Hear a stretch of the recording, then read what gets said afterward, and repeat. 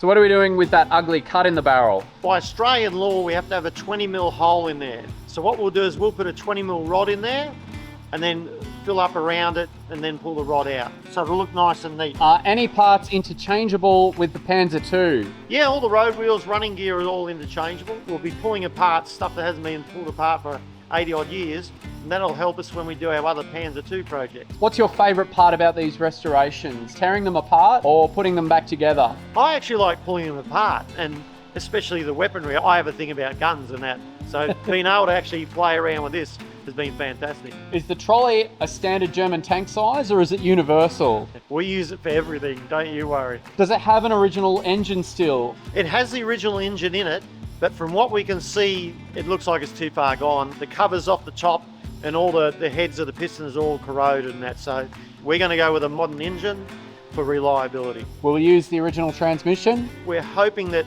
Steve can work his magic like he has on the Stug 3 and get this transmission working as well. Do you know the power plant that's going in her when she's restored? Not sure, because we have to actually get the motor out to see what size there is.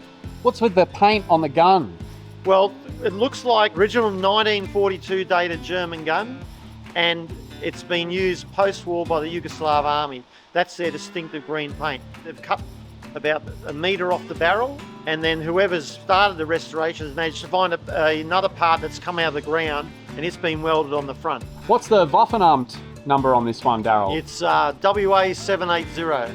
How do you know how everything goes back together? Oh, well, it's just study a lot of photos and think ahead of what you're doing. How do you keep all the pieces organised? What I'll do is all the parts of the breech block will go into a little box and I'll put that away safely. Our bigger stuff we go into cages, and it's here all the time, so we know where they are. Really, really big stuff. We've got our storage facility that we keep other stuff in.